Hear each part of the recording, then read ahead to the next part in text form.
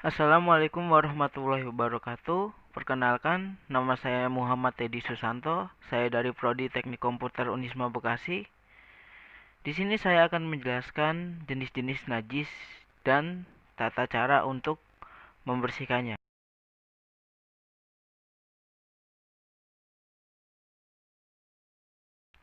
Baik, di sini saya akan menjelaskan apa itu najis. Najis menurut definisi Asy-Syafi'iyah adalah sesuatu yang dianggap kotor dan mencegah sahnya sholat tanpa ada hal yang meringankan. Lalu, menurut Al-Malikiyah, najis adalah sifat hukum atau suatu benda yang mengharuskan seseorang tercegah dari kebolehan melakukan sholat bila terkena atau berada di dalamnya.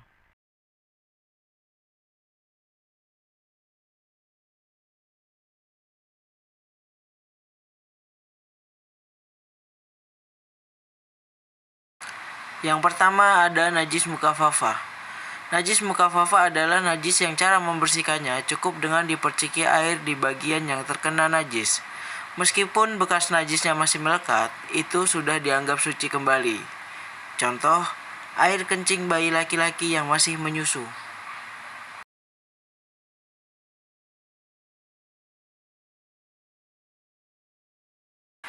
Yang kedua ada najis mutawasitah.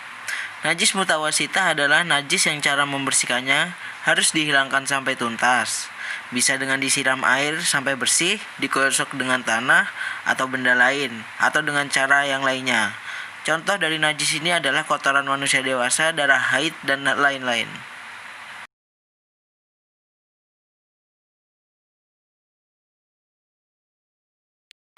Yang ketiga ada najis mughalazoh.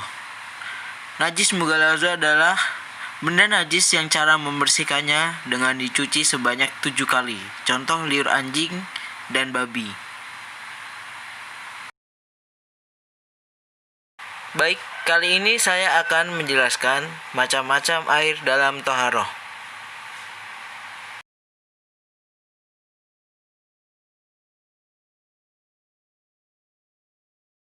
Toharoh menurut bahasa berarti bersuci.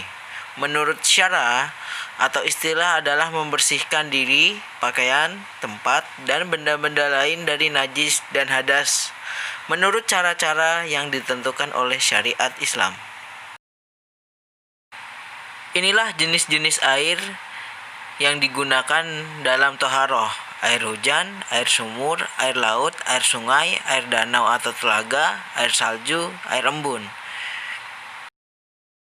Baik, di sini saya akan menjelaskan tentang hadats kecil dan hadats besar serta cara untuk membersihkannya.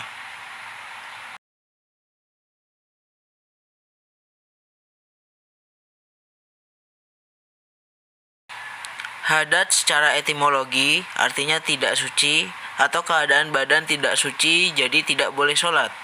Adapun menurut terminologi Islam, hadats adalah keadaan badan yang tidak suci atau kotor dan dapat dihilangkan dengan cara berwudu, mandi wajib, dan tayamum. Ada dua jenis hadats, yaitu hadats kecil dan hadats besar. Berikut saya akan menyampaikan bagaimana cara membersihkan masing-masing hadats tersebut. Arti hadats kecil menurut istilah syara ialah sesuatu kotoran yang maknawi atau tidak dapat dilihat dengan mata kasar. Hadats kecil akan hilang ketika kita sudah mengambil wudhu yang sah. Hadats besar mengikuti istilah syara artinya sesuatu yang maknawi, kotoran yang tidak dapat dilihat oleh mata kasar, yang berada pada seluruh tubuh seseorang. Hadas besar akan hilang setelah kita melakukan mandi wajib atau mandi junub. Baik, di sini saya akan menjelaskan syarat, rukun, sunnah, dan hal yang membatalkan sholat fardu.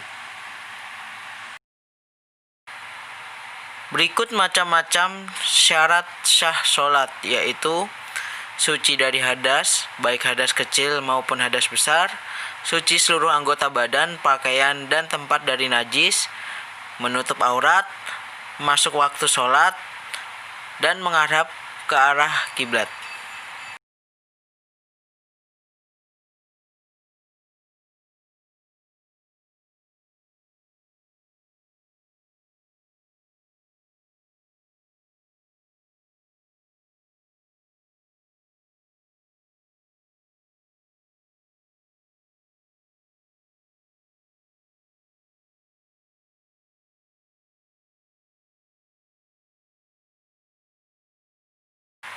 Berikut macam-macam sholat sunnah: sholat rawatib, sholat tahajud, sholat istikharah, sholat duha, sholat hajat, sholat taubat, sholat tasbih, dan sholat istisqa.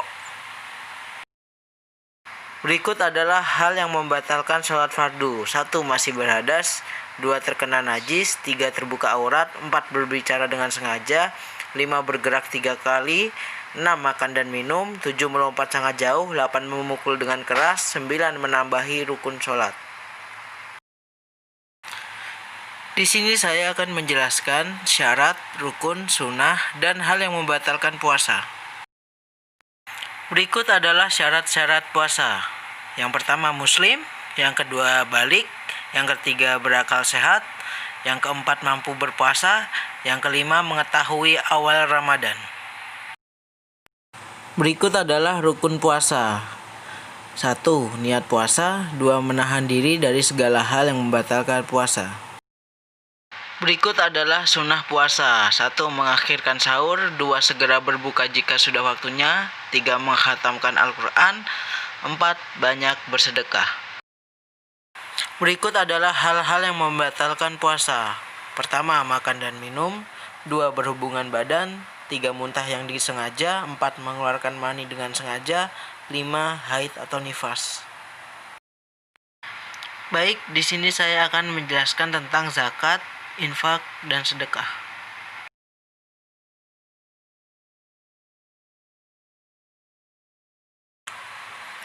Zakat artinya bersih, suci, berkat, dan berkembang. Dari segi istilah, zakat mengacu kepada harta tertentu yang wajib dikeluarkan oleh setiap orang yang beragama Islam dan diberikan kepada yang berhak menerimanya.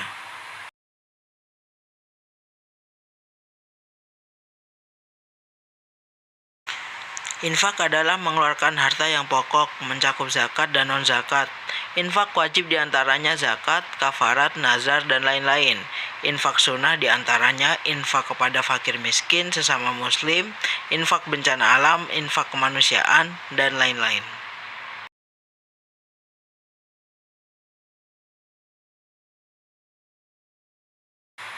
Sedekah adalah pemberian seorang muslim kepada orang lain secara sukarela dan ikhlas, tanpa dibatasi oleh waktu dan jumlah tertentu. Sedekah lebih luas dari sekedar zakat maupun infak, karena sedekah tidak hanya berarti mengeluarkan atau menyumbangkan harta, namun sedekah mencakup segala amal atau perbuatan baik.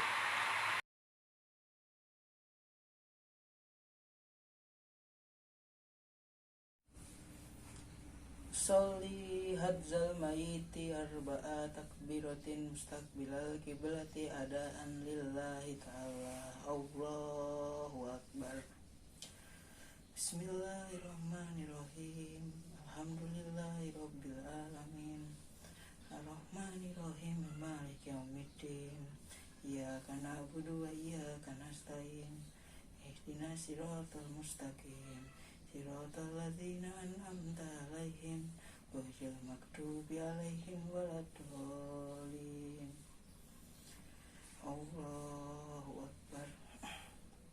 Allahumma shalli ala Muhammad wa ala ali Muhammad kama shallaita ala Ibrahim wa ala ali Ibrahim wa barik ala Muhammad wa ala ali Muhammad kama barakta ala Ibrahim wa ala ali Ibrahim.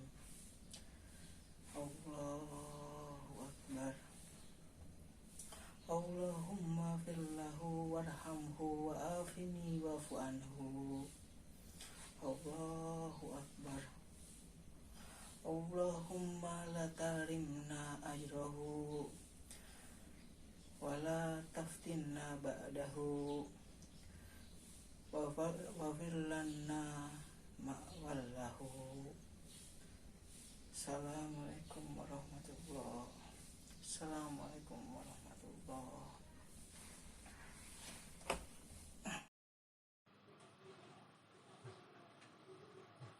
Baik, di sini saya akan mencontohkan wirid setelah sholat fardu. Yang pertama membaca istighfar. Astagfirullahaladzim alladzi la ilaha illa wal qayyul qayyum wa atubu ilaih. Astagfirullahaladzim alladzi la ilaha illa wal qayyul qayyum wa atubu ilaih. Astagfirullahaladzim la ilaha illa wal qayyul qayyum wa atubu ilaih. Dibaca 3 kali ya. Lalu dilanjutkan dengan membaca la ilaha illa wahdahu la syarikalah lahul mulku wa lahu hamdu wa huwa ala kulli syai'in qadir. Lalu dilanjutkan dengan membaca Allahumma ajirni minanar, Allahumma ajirni minanar, Allahumma ajirni minanar. Itu dibaca 3 kali juga.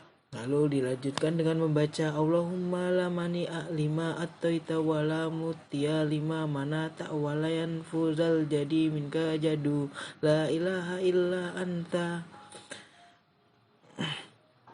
Lalu dilanjutkan dengan membaca kalimat Allahumma antas salam wa minka salam wa malika ya'udus salam fahayna rabbana bis salami wa adkhilna jannata darus salam tabarakta rabbana wa ta'alaita ya zal jalali wal ikram.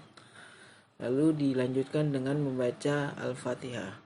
A'udzubillahi minasyaitonirrajim. Bismillahirrahmanirrahim. Alhamdulillahirabbil alamin arrahmanirrahim maliki yaumiddin.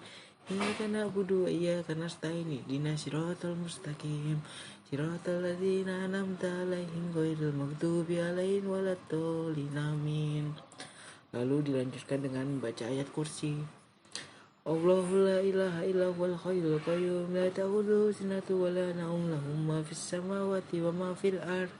Man dzalladzi yashfa'u indahu illa bi'idznihi ya'lamu ma baina aydihim wa ma khalfahum wa la yuhituna bi syai'in min ilmihi illa bima syaa. Wasi'a kursiyyuhu samawati wal ardh wa la yahuduhu hifdzuhuma wa huwal aliyyul azim. Shadaqallahul azim.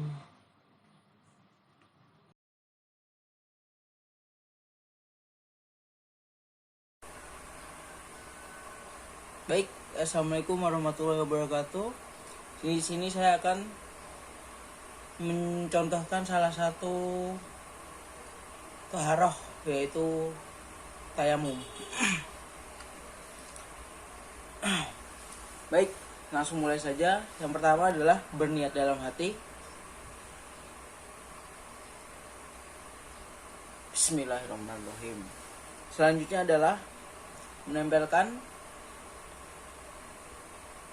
tangan kita ke debu yang ada, debu suci yang ada, yang sudah ada.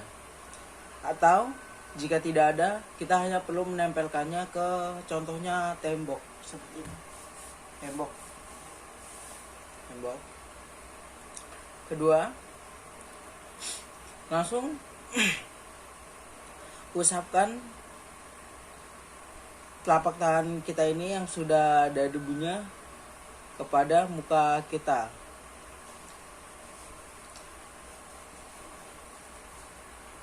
Sebagaimana batasan yang ada di dalam wudu, yaitu dari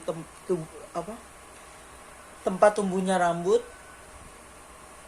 hingga dagu sampai ke daun telinga. Yang kedua, usapkan kedua telapak tangan Anda. Telapak tangan kiri mengusap punggung telapak tangan kanan hingga sampai ke pergelangan tangan. Yang kedua, telapak tangan kanan mengusap punggung telapak tangan kiri hingga ke pergelangan tangan. Selesai. Baik, itu saja yang bisa saya contohkan. Jika ada kekurangan, mohon dimaafkan. Wassalamualaikum warahmatullahi wabarakatuh.